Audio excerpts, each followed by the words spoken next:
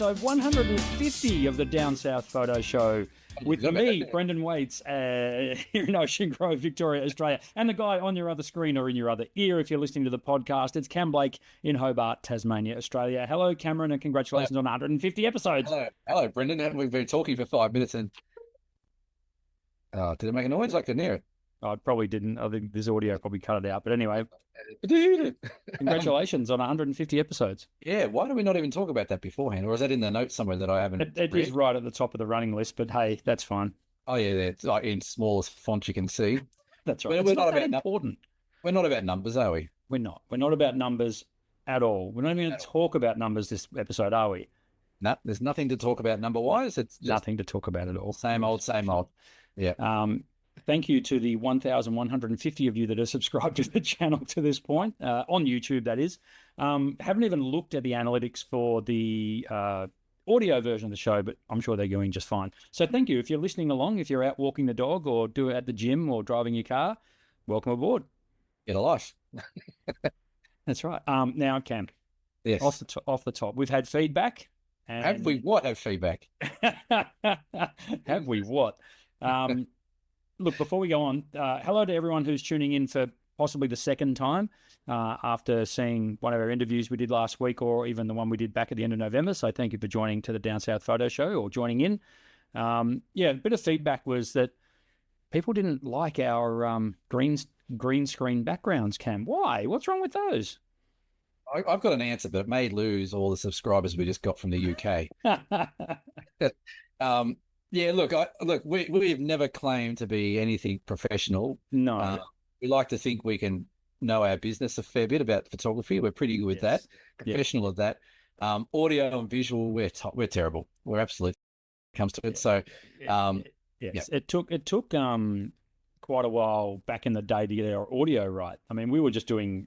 I was recording on my phone, for goodness sake. So, and then we got new microphones, which you can see here. Yeah, I've got the same. Yes, that's right. And now we've gone to the next step. So, well, have we, or have we gone backwards? I don't know. People are going to feedback on this. Please let us know. We want to know what you think. We've got this is my home office. That's his home office. This is my little home away from home downstairs. We like to call them studios, don't we? Well, I actually can claim this as a studio because I did a masterclass printing studio here with my printer just here the other day. It's my printing station around there. Very nice. So I can claim it as a studio. But I must admit, the feedback, I took it on board and like I said, it came in thick and fast. It did. Some guy said it was disgustingly distracting. No, he said that and then he said it gave him a migraine, which I find hard to believe. But well, look, again, I don't want to lose all our new viewers from a certain region of the country, of the world, who may or may not be known to whinge a little bit more than anyone else. Because we're an Australian show where Aussie, you can throw as much shit at us as you like, and now we'll take some note, but we'll probably ignore the rest. Now, part of the new background, what I was hoping for was that we'd have a mascot sitting behind us. How'd that go? Well, he's got his spot there, but not so good. But right now he's sitting down here. So should we try and get him on the couch? Well, if he wants to get on the couch, he can get on the couch. But mate. There you go. If he just stays there the whole episode, that would be brilliant. But yeah, we tried beforehand. Look, there you go. Now just freeze frame that and then green screen your background again. Yeah. Now this is where he does something disgusting that dogs do probably. But anyway, that's everyone. That's Buddy. Buddy's in the house. So Buddy has appeared on the show before, and there he goes. But anyway, we'll see. I'm kind of hoping through winter, which it's summer here for us now, but through winter, hopefully he'll set up on there. Anyway, that's enough of that. We probably should talk about photography. No, don't we have something to announce, like a competition winner or something? We do. So we had our December comp run and won on our Facebook page, and the very talented and amazing Glenn Lavender volunteered his time to judge the comp. And the winner was to win a $100 gift voucher from Ocean Grove Camera and Photo, which is the business I own and run. So here is the winning image on the screen now. Ta-da! And the winner is Les Oakey.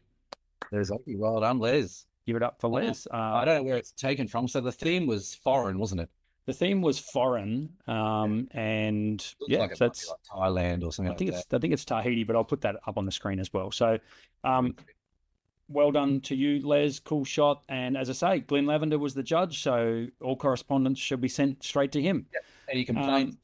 Um, Uh, Glenn Lavender photo, I think it is. Is his Nothing to do hashtag? with us. What? Nothing. Nothing to do with us at all. But we do have So a new comp. we'll get in contact with you, Les. Yeah, but we do have a new comp now for January, even though January is going to be 10 days in. This comp is going to be focused on mountains. So we want to see your best shots of mountains. Mountains. I think mountains classes as something that's not just a little rock. It's got to be a mound or something. So don't send us your little rock Well, shots you backyard. know, I like people who go a bit outside the square. So True. you can come up with whatever you want to come up with, but the theme is mountains. So we'll run that until the end of Jan. We'll announce a winner. There will be a Facebook post pinned on our Down South Photo Show Facebook page, so you can upload them there. We're not as fancy as other podcasters and vloggers where they have their own website and put their competitions through there. We apologize in advance for those who may get offended by that. Facebook page, Down South Photo Show on Facebook. Put them in there. There'll be a pinned post by the time this comes out. And yeah, we want mountains. And I'm sure there'll be some pretty cool mountains, especially from our new listeners and viewers overseas. Yes, definitely. Be interesting to see, you know, like Switzerland or something like that, or out in the snowy mountains out in the back of America, or whatever they might be. Yeah, the Be pretty Rockies. cool. The Rockies, that's it. Yeah, that'd be awesome. So yeah, get your mountain photos in, folks, and we'll Cam will give you a prize in February if you win. Yeah, I'll give you a book. I'll send a book out. Now, avid listeners and viewers of the show will know that quite often we do our backgrounds on the show. So now that we have a new format where we show off our studios instead, we'll put a photo up on the screen, which will be Cam and I's photo of the week. And Cam, you're going first. There's your photo right there. Right, yeah. What did I give you again? No. Yeah, that's right. Now it's all messed up. We don't know what's what. I can't see. Like I don't know. No, this photo was taken. We've had a really good period here between sort of Christmas and New Year of aurora activity. So this was the other night. This was, I believe, it would have been probably just after New Year's Eve, so maybe 3 or 4 days after New Year's Eve. I was still a little bit unwell with what I've had dealing with over the last few weeks, so I didn't go out and do too much. But when we did go out, we went out to do the bioluminescence, the blue algae in the water, and that was a little bit of a flop. It had sort of floated out to sea with the tide and wasn't really there. But as we were sort of thinking of moving on, packing up, we looked at the app to see what the aurora was doing, and by jingo, it was cranking. We had this massive aurora, probably the second or third biggest one we've had in the last 12 months. And so off we went. So I thought I was getting back to bed at 10 o'clock. I was getting back to bed about 2 o'clock. So this shot is actually, it's a one single shot. It's a 15 mil shot from a place called Old Beach, which is just out of Hobart in Tasmania here, looking back at Mount Wellington and looking over sort of towards Hobart. It was huge. And then I ended up going to bed, and apparently it got bigger and bigger and bigger as the night went on. So, well, again, it still blows my mind that we get this down here, and it definitely is getting stronger each sort of year. I know we're coming through a bit of a solar maximum type of season, but yeah, it's definitely making an interesting night out with the cameras for sure. Yeah, these things are impossible to forecast, but yeah, everything I'm reading, all the metrics are pointing towards it being another pretty big year for Aurora Australis. So, which means also our friends in the Northern Hemisphere will get a good show as well. So, bring that on, I guess. As photographers, that's what we want to. Yeah, we like photographing the pretty lights. Yeah, I think they're great to shoot. And down here in Tassie, it's a bit. I guess we're not because we're a small island. Like, there's only so many places you can go, but being in the Northern Hemisphere would be pretty cool because you could probably go a few different places unless you're in England, where you're on an island as well. But if you're on the mainland of Europe, you could certainly go to some pretty cool places. So yeah. But yeah, it's good fun. It's good to see. Gets people out. The roads get really busy. You're driving around at 1 o'clock in the morning. It's peak hour with cameras and stuff like that. Yeah, so that's exactly it is right. pretty cool. But yeah, no, it's good fun. It was good to see, and got lucky with a shot. Cool, nicely done. And now swap over. Bang! That's my shot of the week. That is the magnificent Barwon Heads bridges that are quite close to my home, actually. So I can be at this location in about 6 or 7 minutes if I see a nice sunset. P.S. when we do these in summer, which is our summer now, we record of an evening, and just about guaranteed every time we press record, there's a magnificent sunset going on outside my window, and tonight is no exception. We just had I don't know if you heard it, we just had a huge helicopter fly over our house. I don't know what's going on there. Truth. No, but anyway, it's a nice sunset. Anyway, this is the Bowen Heads Bridges, a fantastic location if you're in the area. You've got, the great classic leading lines, but over on the other side, you've got the old restaurant and jetty and stuff that's over there. Made famous by this TV show Sea Change, that is known as Diver Dan's. If anyone's familiar with the TV show, the Australian TV show Sea Change, that's where that was filmed.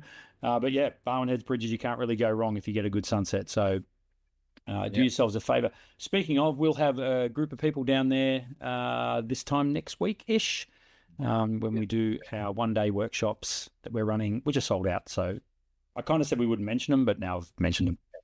Hey, what are we going to do? That's next Friday. What are we going to do about we're going to do a live recording? Well, we probably shouldn't. No, we probably should. On location, live show. No, we'll probably record it earlier in the week next week, but that's next week. Let's not worry about that. We thought we'd sort of talk a little bit about the feedback that we have received with the interview that we were very fortunate to have with Tom Heaton. It was, again, just tell our audience, Cam, how that came about. Well, it was a lot of research. There was a hell of a lot of work. Yeah. A lot of backwards and forwards, wasn't there? Lots of back between his manager and me, and our manager, yeah, all that kind of stuff. And his people spoke to our people, but really, it just came down to the end of just asking if he'd come on, and that was about it. I sent him an email. I think it was just before Christmas. I think it was that we sent it. I think it was. Within a week, he came back and said, "Hey guys, love to come on the show. When do you want to do it?" And we set up a time that was good for him. And away we went. And it was really interesting. And, without giving too much away, we've also got someone else who has emailed back saying, "Hey, let's have a chat. I'd love to come on the show." So now we're going to work around that person's schedule and see if we can get them on the show. But it was, I know, like, you look at these guys, they've got massive followers that, they got, like Tom said, he gets recognized wherever he goes type of thing. And, we're certainly not at that level yet, but for them to be able to come on this little Aussie photo show and have a chat for an hour or a bit, not only is it great for us to meet these people, it's great for the viewers to get an insight. I watched a few of Tom's interviews before we did ours, and I feel like our one, he was, I don't know, very forthcoming with information and how he runs his YouTube channel and his photography. And I don't know if that's because we're a bit more relaxed with people. I don't know, but he seemed to open up a bit, which is great. And well, I mean, as he said as well, his level of authenticity, he wants to shine through. And look, by all accounts, it certainly did. The feedback that we've had, the comments on that video have been, well, and it's far and away our most watched video now, which is fantastic.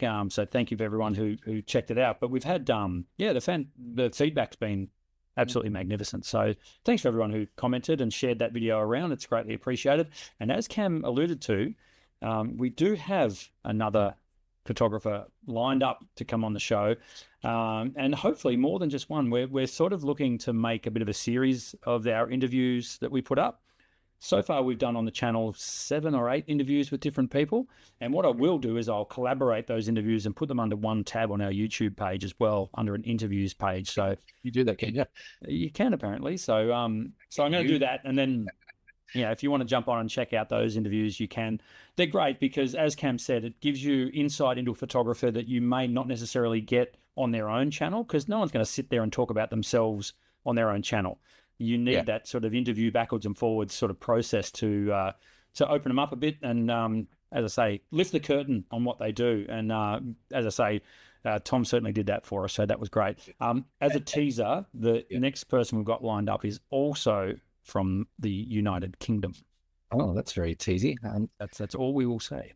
Again, I think just to thank Tom as well for coming on. Like I said, we don't pay for these interviews. They give us their time, the goodness of their heart, and we said we give him an hour, and I think we could have kept chatting for another half an hour if we wanted to with him. But what it does do with these interviews, not only does it give us an insight into their world and gives you guys an insight into their world, but it also brings new faces and new eyes onto our channel, which is great. And we saw a bit of a spike in people following our show on the back of that. So that's also a positive for getting these people on, is that we start bringing in some of their audience to see how we do things down here in Australia. And so who knows? We're doing a little bit for Australian tourism, perhaps. Absolutely. And I'd also like to give a shout out to Nick Carver, because I think Nick coming on our channel might have been the lead domino that sort of started this chain of events to bring more and more people onto the show. As Cam said, people with a greater audience and a bit of bigger following. So thanks again to Nick, because on the back of Tom's episode, people have gone back and watched the Nick Carver interview as well. So for those of you who don't know, about 5 episodes ago, we'll link it below, there was an interview with Nick Carver out of the States, who is an absolute genius, and so much so that Tom Heaton even mentioned Nick's name several times in the interview, which was just by chance, and Ben Horn's name, who we've had on the channel as well. So I think it's fair to say they're setting the trend here. Look, that goes with it. Really, it's not us asking these people; they're asking to come on the show. That's right. Because they want to. Well, it's funny because Nick Carver on his one, when he outdid Ben Horn, he's like, "Take that, Ben Horn," as a bit of a joke. That's right. But I haven't heard anything from Nick Carver now since he's gone quiet now. All quiet now. But I tell you what, I would love to get those guys out to Australia. They both mentioned it is a long way. We've been there, we know how far it is, but it would be amazing just to get even those 3 out for a couple of weeks or something like that. Put them out in the middle of outback Australia, where there's some cool landscapes to take a few beers, and it would be a great little trip to do. So God knows how we'd do it. We'd have to get someone to sponsor it, or I've got one word for you, Cameron. Cash. Carragini. Let's all meet there. That would be cool.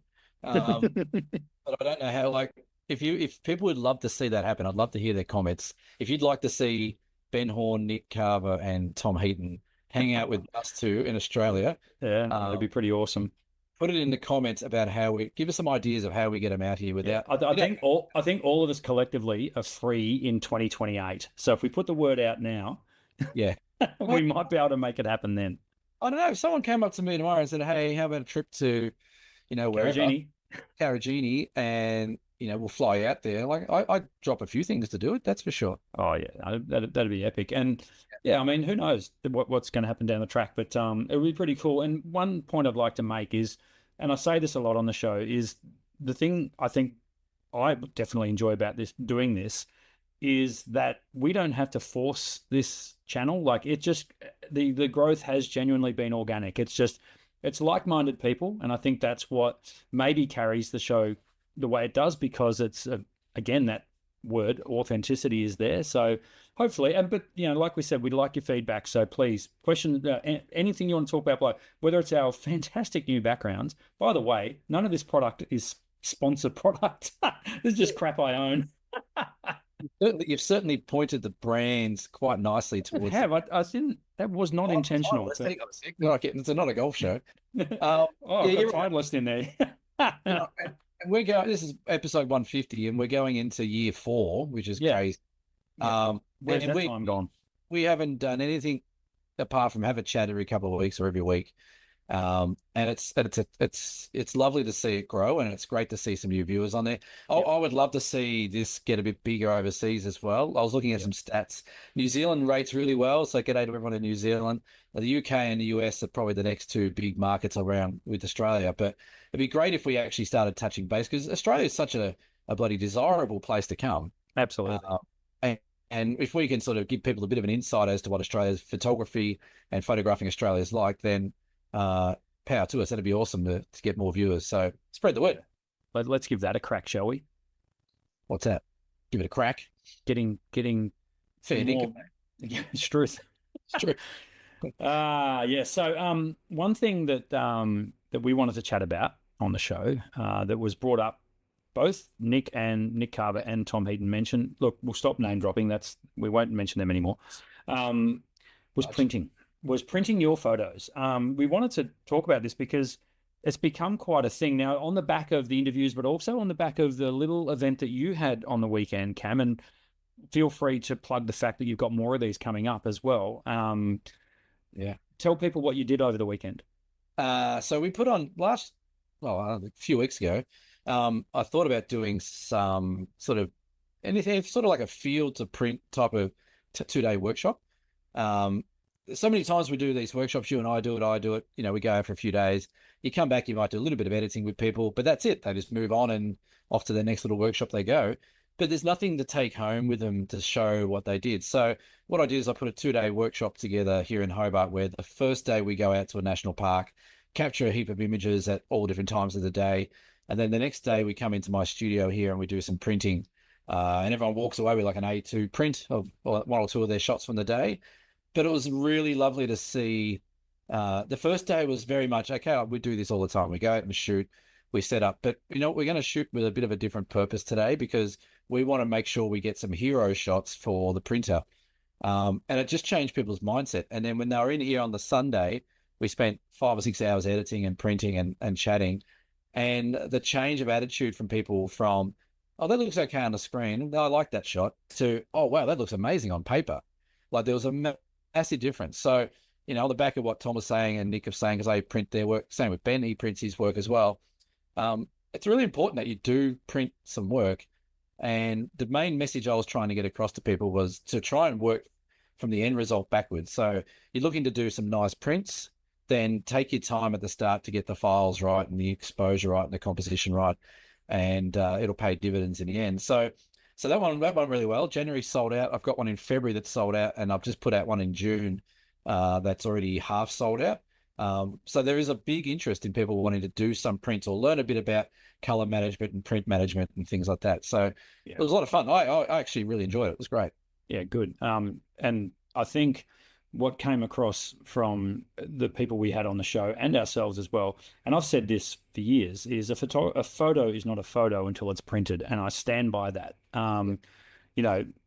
Literally, photography was all about getting to a print, and it has been for we can say centuries now. It was all about creating an image, a printed image that you could actually see from a photograph. So I love the fact that a lot of big name photographers are spruiking printing again, because there is something about it. There's something about it's the tactile nature of a print. It's more than the pixels on a screen. It's ink on paper. It's, in some cases, if you want to go back to darkroom stuff, and it's the silver halide process, which is absolutely brilliant. I mean, it's magic. It's kind of a shame nowadays that that's harder and harder to find, but I kind of get it as well, because silver halide processing is absolutely atrocious for the environment. There's no question about that. And to be perfectly honest, inkjet printing's not far behind, given the disposable nature of ink cartridges and things like that. However, I think the printed image really, really drives home the photograph. And you don't have to look any further than Peter Dombrovskis's image of Rock Island Bend. That print, which, man, I go into houses now and I see it hanging up in people's houses. The old Save the Franklin print that they did. Imagine if that was never saw the light of day, that image. Well, that's the thing. If they sit on hard drives, they don't the story doesn't get told. No. The story just stays hidden away until someone finds the hard drive and goes, oh, wow, I got a whole heap of great photos from wherever. And that was the thing on the weekend. Like there was, I wouldn't say there was any amazing, mind-blowing shots taken, because we didn't have the greatest light and things like that. But the photos, like just the detail and the sharpness and the texture of what they were taking photos of. People, like, we actually got some bioluminescence in the waves. We got some shots of some waves, and one of the ladies, I think it was Lisa, got it. This beautiful shot, and the look on her face when it printed out, she was like, "That looks amazing." I'm like, "How good does it look?" You put it on a frame on your wall behind you. Yep. That's a story for everyone to see until you're long gone, because that paper's going to outlast you. So I think it's really important, and this is a message we should be all spreading around the landscape photography world, is that you need to print your photos. You need to print them out. You don't have to print every single one of them out, but get a hero shot, frame it up, put it on your wall, be proud of it, let it tell its story. Yeah, I mean, we're far from telling you to print everything. I mean, but as Cam said, and I think you're completely right. And I've been in the printing game for a long time, so I'm quite lucky. I'm not lucky. I've made this happen, but you know what I mean. I run camera and photo. I've got a 44-inch printer that prints amazing canvas prints and like that. You know, and I, I think I look at photography. I think it changed for me when I got my own business in printing, because I started looking through the lens with an aim to print.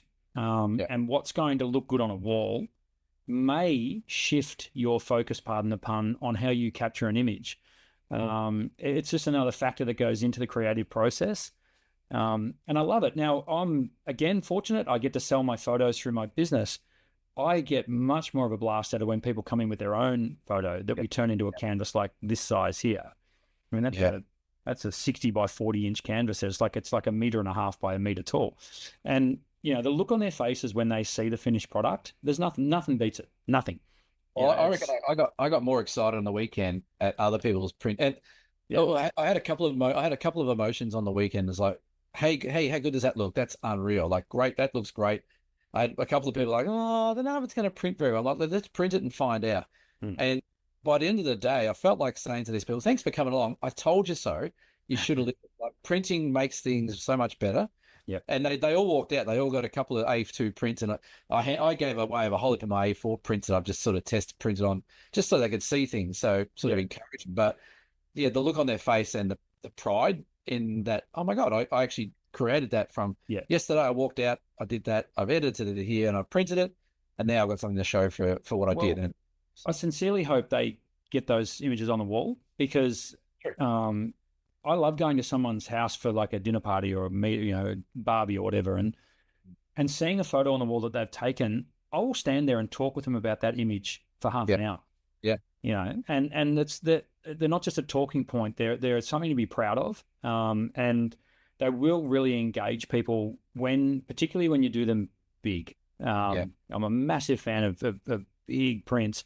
And these days, houses are so big. Like, everyone lives in a massive house, and they've got all these big blank walls. Well, not everyone does, but a lot of people do, and they've got big blank walls, and they look so good these days. The technology has come so far with how we can produce prints now. And look, I'm by no means a master printer, but I've been doing it long enough now. I've got my head around it. I know how it all works. And yeah, it's just awesome. It's just so cool to see, even seeing the image come off the printer. Yeah. No, that was the same thing we had it sort of printing out here, which was amazing. One other thing that was really interesting that a lot of people learned on this weekend, and hopefully we'll take it forward, is that process of editing to print. We did a few prints where I purposely sort of saturated a few things and stuff like that. And then I'm like, let's just have a look and see how that's going to transfer onto this printer and paper and the ink we're using. And a lot of times, it was sort of clipping some colors and things like that, which are going to struggle on the printer. And a lot of them are like, well, I would never have even thought of that.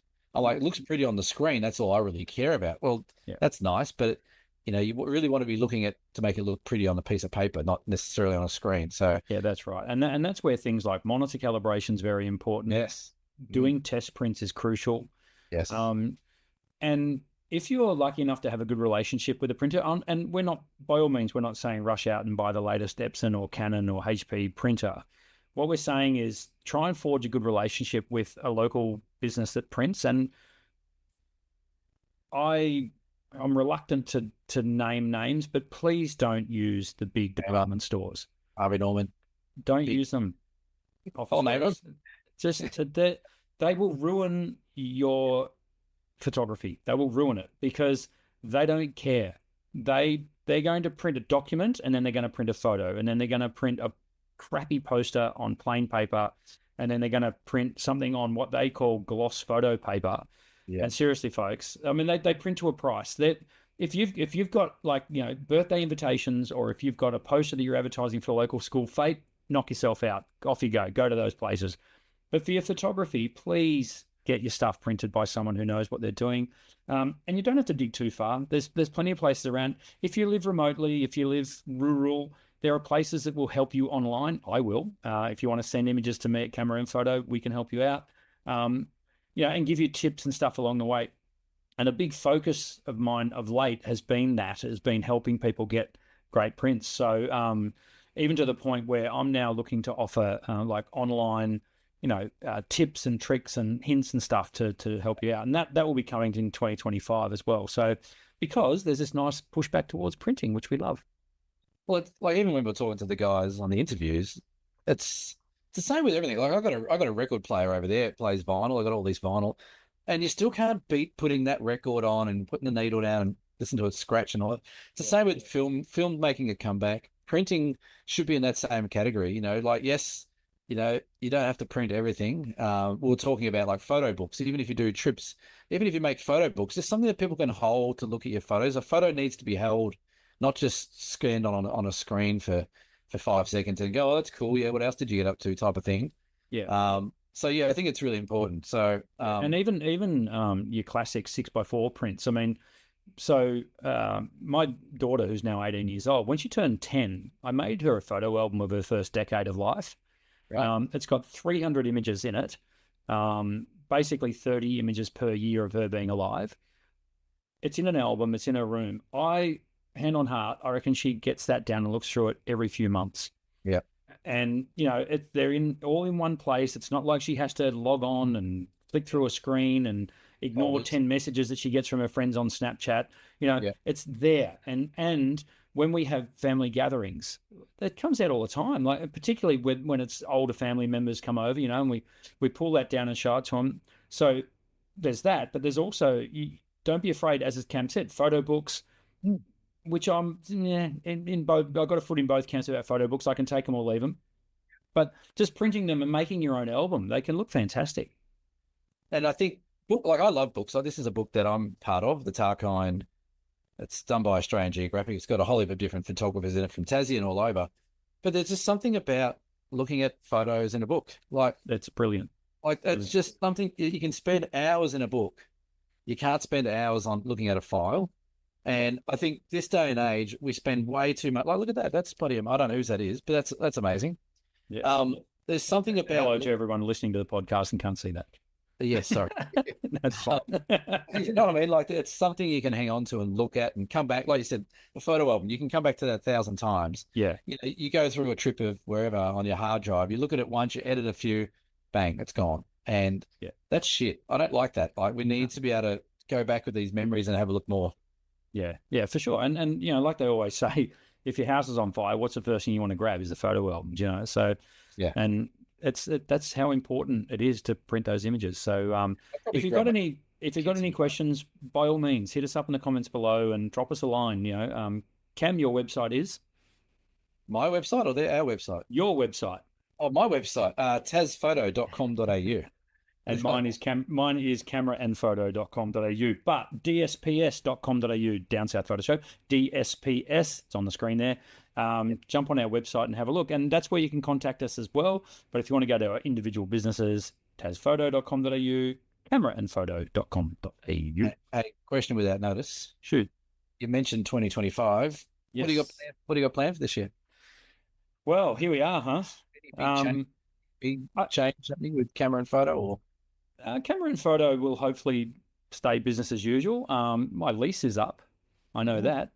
So I've got my 3-yearly review for my lease, but I can't see Ocean Grove Camera and Photo going anywhere. As much as I have from time to time vented my displeasure with certain aspects of customer service to your good self, Mr. Blake.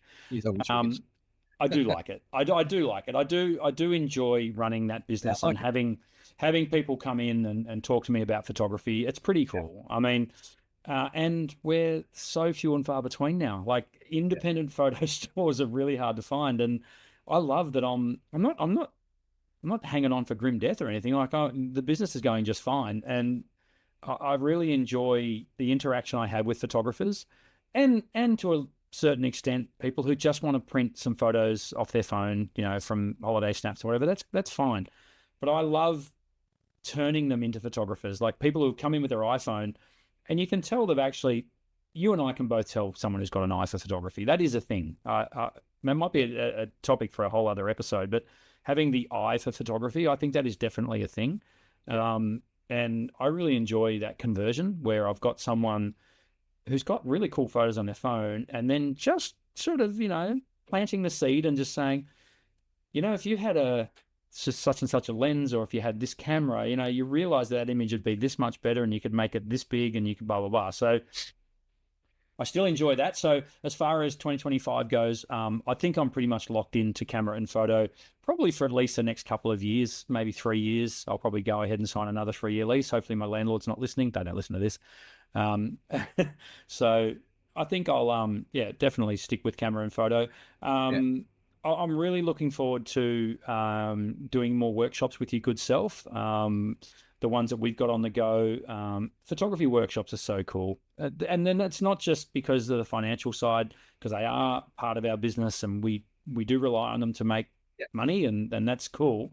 It's also the genuine side that comes out of photo workshops, and that is seeing people take great photos, putting people into great locations, and then assisting them to capture that location. Can anything beat that? I don't think so. It's a pretty, like, you're right, like it's a business and it's there to help make money, but the rewards are by far much more than financial. Far greater. Not like the way I look at tours and photo workshops and stuff now is, okay, one, we get to go some pretty cool places, which, you know, not many jobs get to travel like that. Two, we get to meet some pretty awesome people. Everyone's there for the right reason. Right. The camaraderie you get in the cars as you drive between spots and things like that. Lots of laughs and things like that. So that's really cool. But like you said, it's the beauty of watching people get that bug or get bitten by it, or that one shot that they get where it just goes, oh, I think I get all this, and then from there you can't keep hold on to it. They just keep going and going and going, which is great. So it's a lucky job that we do. And yeah, it's hard work, but it is also probably not as hard as what some people work, which we should be fortunate about. Oh no, that's exactly right. We've got to. It's great when people come on the workshops. I absolutely love it. And I think, and I could be wrong, but I'm pretty certain when I say this that without doubt, everyone who's ever been on a workshop with me or with you or joint ones that we do, I don't think I've ever spoken to someone who's not been happy with it or gone, I didn't get one good photo. Like, it just doesn't happen. Like, it's funny. On the weekend, so as we're sort of getting our way out to Mountfield National Park, which is a beautiful place. Gee, what a terrible location. Why did you choose there? I know. On the way out, and we sort of started walking and talking as we got there, and I'm like, look, we've got one day here. We got sort of all day into sunset, maybe into some aurora or astro or bioluminescence in the waves. I said, if you don't walk away with 6 decent photos from this day, then I won't give you your money back, but I'm doing something wrong. And every single one of them probably had about 8 or 9 shots they could have printed out, which looked really, really good. So, a lot of people will say, oh, I just don't think I'll get a great shot or this or that. But by the time they get to the end of it, they definitely have. Yeah. The ones that get to the end of it and go, didn't really get anything, or I just didn't really have fun. I think they're like, the Scrooges of photography. They don't know how to enjoy photography. Yeah. And if they're putting way too much stress and pressure on themselves about that, then they're probably doing it for the wrong reason. So you need to let go of the reins a bit and enjoy it, as well as, try and get some good shots. So, question without notice for you, people who came on the weekend to your masterclasses, lots of different camera models, or are we? Good one. So we had Nikon, Canon, Fuji, Olympus.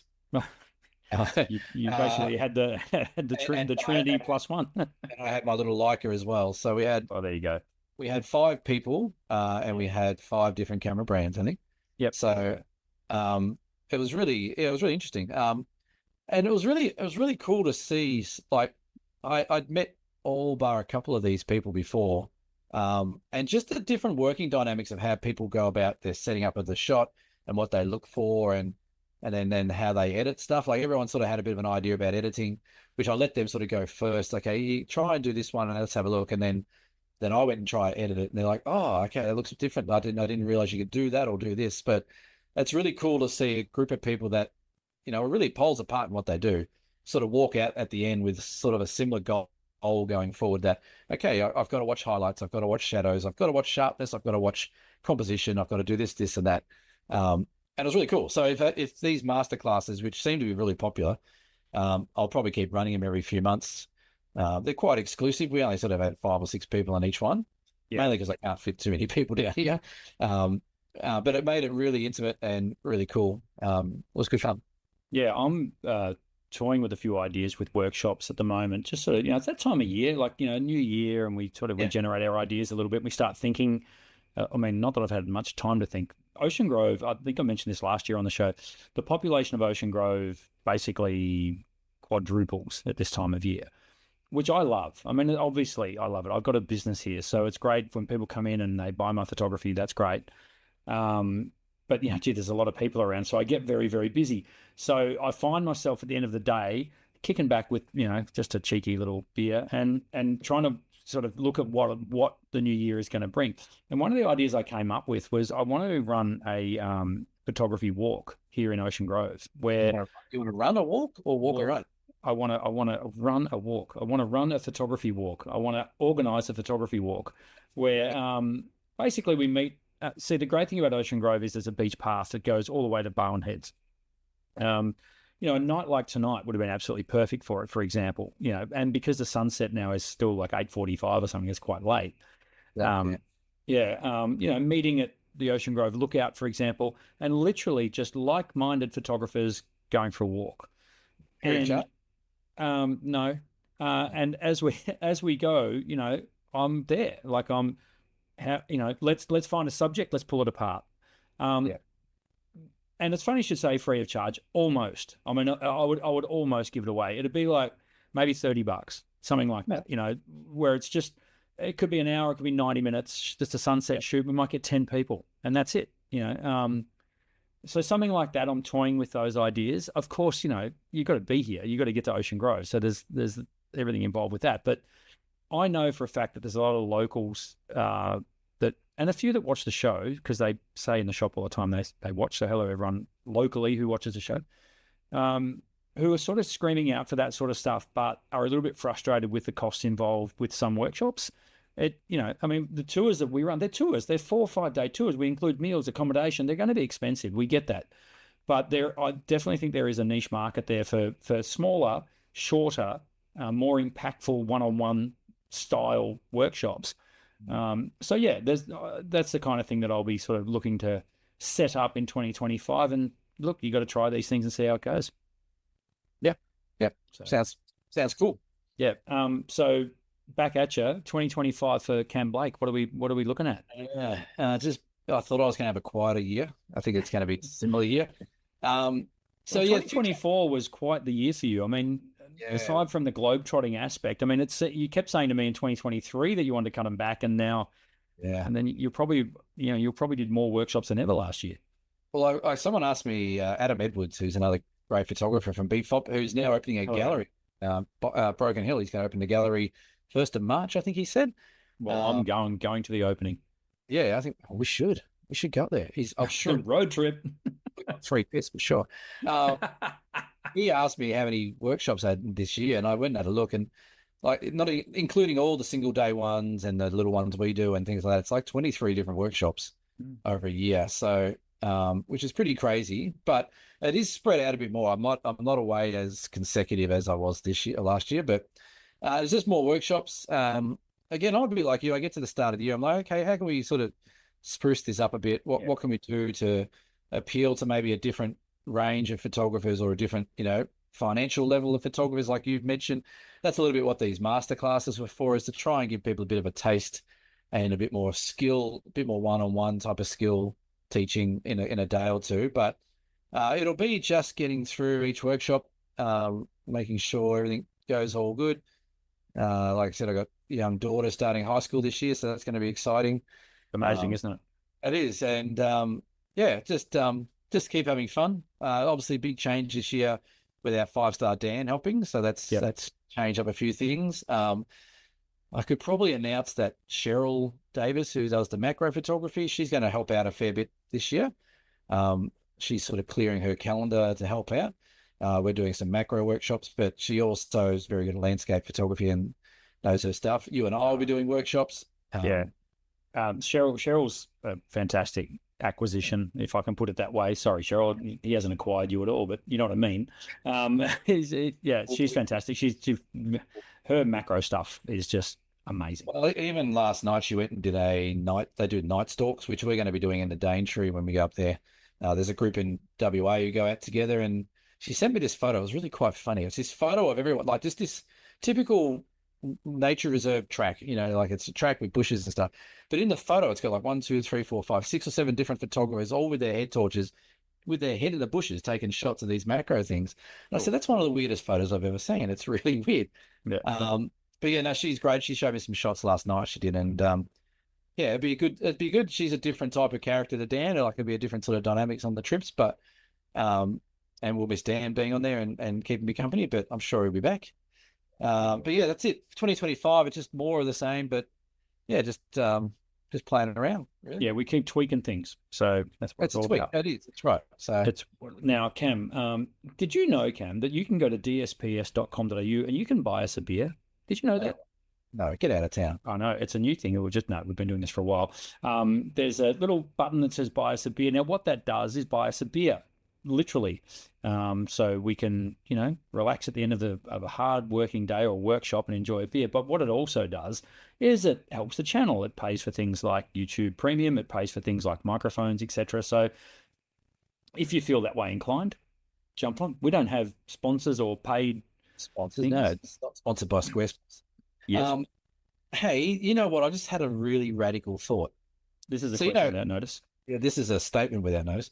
Yes. So we went to America earlier this year, didn't we? We did. Yes, in 2024 we did. And every dollar we spent, Australian dollars, gave us about 63 cents American. Something like that. And I went to Scotland, the UK, last year as well. Yeah. Yes. And every dollar over there, it cost me about 50 cents in the UK. Yes. So yeah. With all these new wonderful people from the motherland, United States, buying a beer has never been cheaper for you.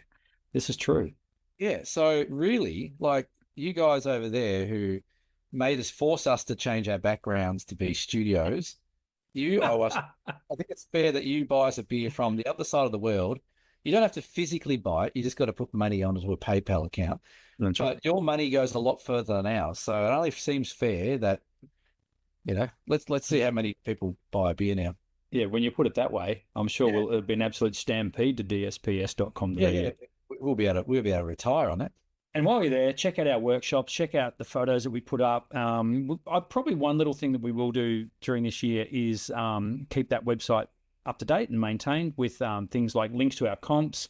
At one point, we did do our photo of the weeks up there, and we might do photo of the month or something like that. But anyway, but yeah, head over to dsps.com.au and check all that out. That would be awesome to see you there. And by all means, hit the subscribe button and also the notifications button, because we do have some exciting guests planned to come onto the show in 2025. So that's going to be a cracker. We've reached out to a few. Yeah, you gave me one today that I'll get a bottle of whiskey. You said if they write back. I don't think I think I would faint if this person said yes. So anyway, but we won't know names. It's exciting. If you've got to ask, don't you? You do. You've got to ask these things. So, so speaking of beer donations, our beer donators for this week are. We have Jenny from the block.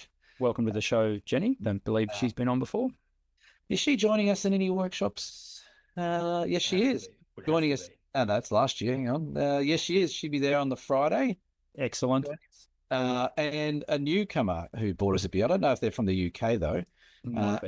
Mallory H, maybe Mel H. Maybe it's Malcolm. Maybe it's not sure. Anyway, Mel H. Thank you, Mel, for buying us a beer this week. Malpractice. Awesome. So in the week ahead, we've got 2 one-day workshops that we're doing at the back end of next week. So that's going to be cool, which, like we mentioned a few weeks ago, it's a bit of a palate cleanser for us to start the new year off. Yep. So really looking forward to doing those. Got a couple of little things up my sleeve for those, Cam, which little different to the last couple of years, but I'll fill you in on that as we go. I cut the ass out of your pants again. That was embarrassing. That was, wasn't it? I know that was embarrassing, but yeah. Anyway, so I got a very good photo of. Someone took a photo of me on that last year, and you made it into a sticker and sent it to me. I took that photo. Oh, you took that photo. There you go. Yeah. on my big 150 to 400 mil lens that your friend just bought today. Unbelievable. So yeah, I had a customer today that walked in and said they want an OM system OM1 Mark II, and can I Oh, get them a price on the ones? they went the camera as well. They got the OM1 Mark II, and they were fishing around a few weeks ago for a 150 to 400 f4.5 with the 1.25 teleconverter. That's a mouthful. Yeah. OM system lens, and yeah, they bit the bullet today and got themselves basically a $14,000 outfit, which is pretty cool. So looking forward to getting now that lens is on back order, and he knew that as well. So I'm not in stock again. 5 to 6 weeks. So Oh, luckily he is already a Olympus or an OM, mind you. I printed some photos for him today, and I'm just like, I can't wait to see you get this lens because his photos now are phenomenal. A yeah. lot of he's a twitcher. He's into his birds. So this is what they call it, isn't it? Twitchers? I think so. Yeah, why not? Yeah, sure. Let's make that happen. And yeah. So right into his birds, and as I say, an OM user. So he Yeah. he said to me he's got a big birthday coming up next week. He said it's got a 0 at the end of it, but he didn't tell me what the first number was. But I got a fair idea, I know. And he was treating himself. So, 5 or 6. uh, 7. maybe one more. Yes. Yeah.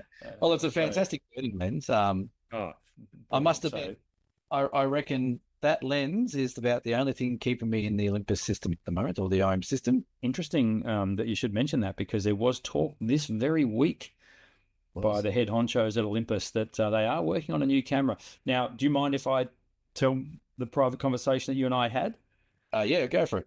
Because you said that it would be a travesty if they re-release a 20 megapixel sensor. Yep. So it'll be interesting to see because we've talked about this before about Micro Four Thirds insofar as how many pixels can they put on this damn thing and keep it clean.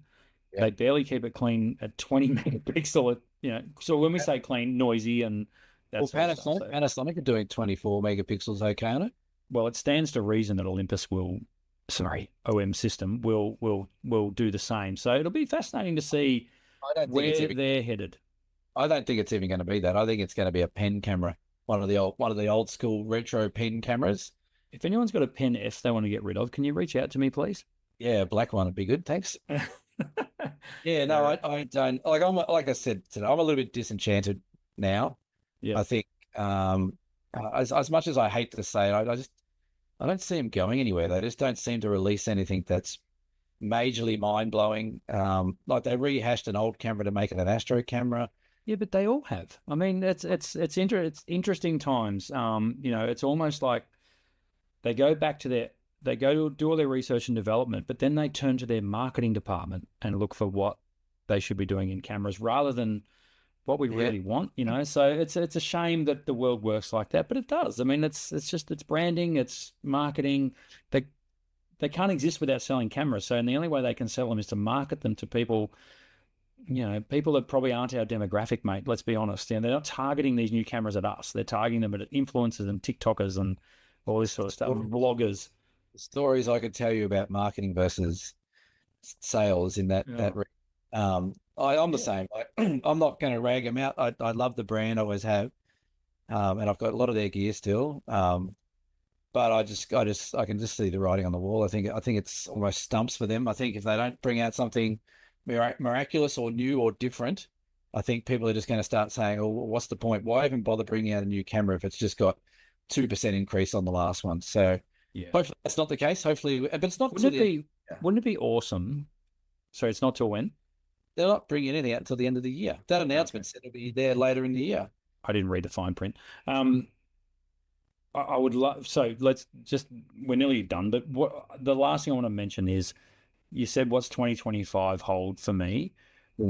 Please, Apple, please release your SLR. Please release your mirrorless SLR. I want to see this thing. I want to see a disruption to the marketplace, and I think Apple are the company that can do it. I'm excited by it. I think it's going to be cool. Hopefully it's mirrorless, it's going to be mirrorless, but hopefully it's full frame mirrorless. I really do think that they could blow the market wide open if they dip their toe in the water of mirrorless SLR. Maybe that'd be exciting. It would be. So, hey, who knows? We'll see. Well, let's tick that off at the back end of 2025 and see what came. I'm going to say probably not. Nothing's changed a lot, but anyway. Have you noticed though? Nothing major really happens, does it? There's no cameras coming out there where you go, holy shit, that's amazing. The only thing we say, holy shit, now is the price tag. Well, that's right. But things haven't.